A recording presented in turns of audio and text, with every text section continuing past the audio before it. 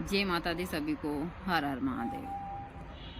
आज जो जानकारी मैं देने जा रही हूँ वह आप लोग जो साधनाओं में भटकते हैं, परेशान होते हैं, उससे कहीं ज़्यादा प्रभावशाली है।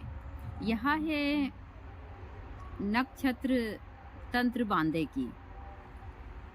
बांधे के बारे में तो सभी जानते हैं। ऐसे बहुत सारे वृक्ष हैं, बांधा हर एक वृक्ष में आता है, लेकिन कुछ वृक्ष हैं जिनके बांधे बहुत महत्वपूर्ण हैं। आज आगे मैं इन्हीं चीज़ों की जानकारी दूंगी कि आप लोग साधना के लिए परेशान होते हैं और सफलता प्राप्त नहीं होती है।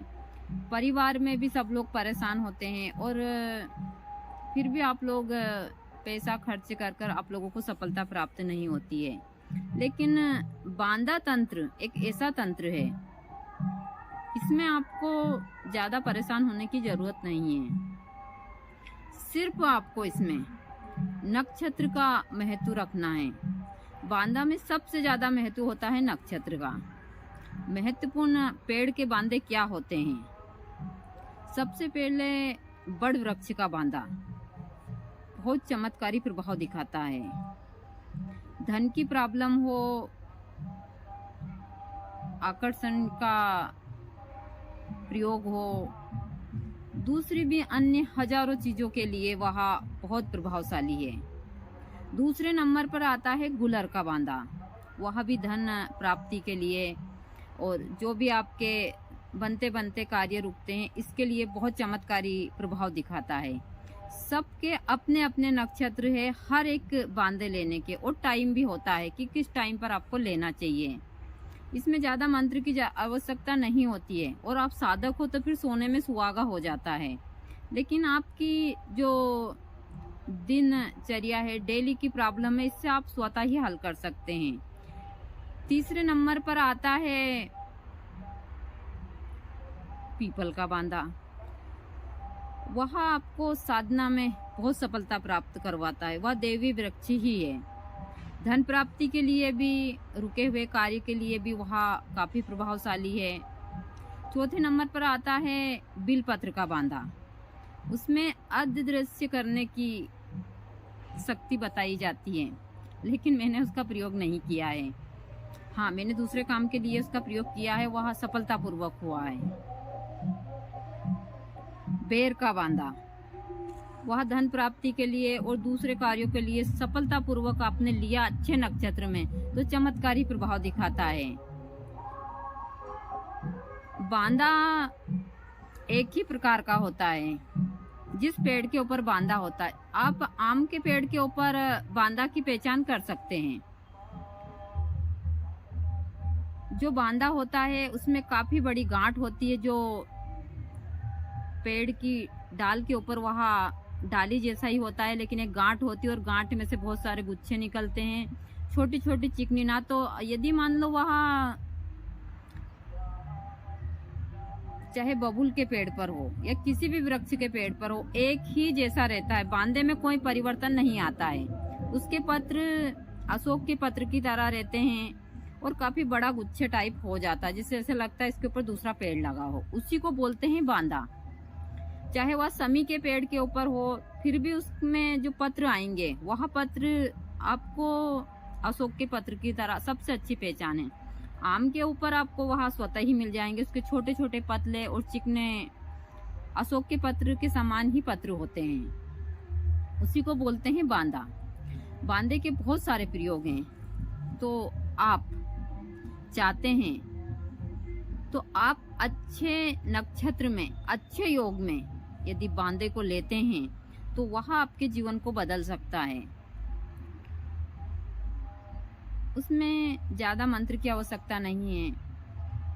तो इनके हर एक वृक्ष के बांधे लेने के मंत्र है, इनका नक्षत्र है, जो मैं आप लोगों को विधि पूर्वक सारी चीजें बताऊंगी। एक वीडियो में पूरी चीजें नहीं बता पाऊंगी मैं, क्योंकि एक वीडियो में पूरी चीजें बताना संभव नहीं है मंत्र सहित। मैं जानकारी दे रही हूँ बांधों की आप लोगों को। आपने सुना होगा स्टोरी में कि एक गांव की ग्वालन शहर में घी बेचने गई थी और उसको कि मटकी से घी खत्म नहीं हो रहा था। तो उससे पूछा कि आखिर इस मटकी से घी क्यों नहीं खत्म हो रहा, क्योंकि मटकी सिर्फ 4-5 किलो की थी और 10-20 किलो घी हो गया उसमें। तो उससे पूछा, तो उसने कहा कि मैंने बट वृक्ष के नीचे अपनी मटकी रखी थी और वहीं से ही मैंने कुछ जड़ें तोड़ी बड़ की और उसकी बनाई, जिसको चोमली बोलते हैं गांव में, वो रख के और मैं आ गई और उसी के ऊपर रखी है। फिर उसकी जांच निकाली क्या है, तो वहाँ पता चला कि उस बट वृक्ष में बांदा लगा और उस बांदे की कुछ जो ऐसी सर टाइप है वो तोड़कर वो ले आई थी, क्योंकि वो मुलायम होती है। ऐसा नहीं है कि वो मोटी डाली जैसी होती है, वो चिकनी चिकनी होती है और उसी में ही वो लगते हैं। किसी दिन मैं बताऊंगी उसको लाकर, क्योंकि अभी यहाँ छोटे पेड़ है हमारे, इन पे नहीं है। और किसी में आम का बांदा लाकर दिखाऊंगी आप लोगों को, तो बांदा ऐसा होता है, समझ आ जाएगी। तो बांदा बहुत चमत्कारी प्रभाव दिखाता है। सिर्फ उसको लेने का तरीका सही होना चाहिए। उसके नक्षत्र जो होते हैं उसी नक्षत्र में उनको लेना चाहिए और विधि पूर्वक आप चीजों का काम करते हैं तो यह चमत्कारी प्रभाव दिखाता है आपके हर एक क्षेत्र में।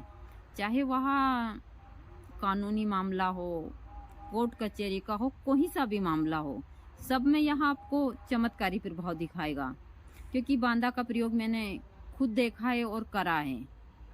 मैं हमेशा बोलती हूँ कि 100 पढ़न और 1 जड़न।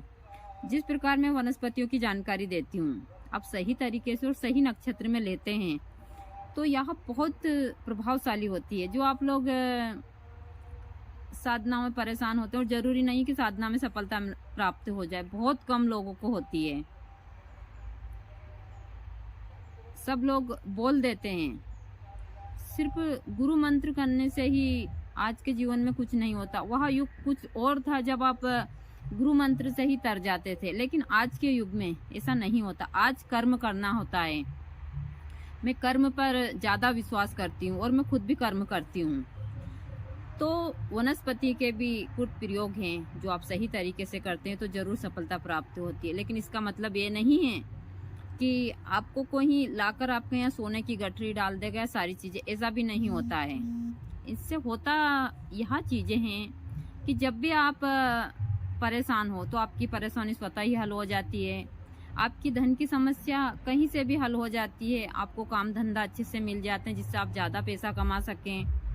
घर में बीमार दुखी ना हो तो पैसे बचते हैं, आपको काम स्वतः ही मिल जाता है, ज़्यादा दिक्कतें नहीं आती इन चीज़ों से। लेकिन एक सत्य यह भी है कि हमको जाना सभी को ही है। जब हमारा समय तय होता है तब हमको जाना पड़ता है, चाहे इसके लिए आप कुछ भी कर लो। मैं हमेशा बताती हूँ, तो हम इसमें कुछ नहीं कर सकते इस क्षेत्र में, लेकिन जो हमारे हाथ में है वह हम जरूर कर सकते हैं।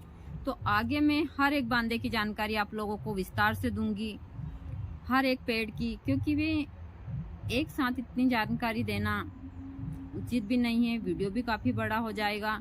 तो मैं हर एक पेड़ के बांदे की मंत्र सहित आप लोगों को डेली जानकारी दूंगी। आप इनका प्रयोग करते हैं तो आपको ज़्यादा कोई साधना की ज़रूरत नहीं, परेशान होने की ज़रूरत नहीं। सिर्फ अच्छे नक्षत्र में उनको लाकर सही विधि पूर्वक और उनका प्रयोग करते हैं तो आपको ज़रूर सफलता प्राप्त होती है। मेरा मतलब है, इन वनस्पतियों को बचाइए और इन चीज़ों का उपयोग कीजिए और अपने जीवन को सुखी बनाइए। इससे ज़्यादा और कुछ भी नहीं है। मैं हमेशा सभी को बोलती हूँ और मेरा काम भी यही है कि मैं जितने लोगों का हो सके भला कर दूँ और वह लोग भटके ना, क्योंकि इन क्षेत्रों में भटकन बहुत ज़्यादा होती है। तो आप लोग ये सारी चीज़ों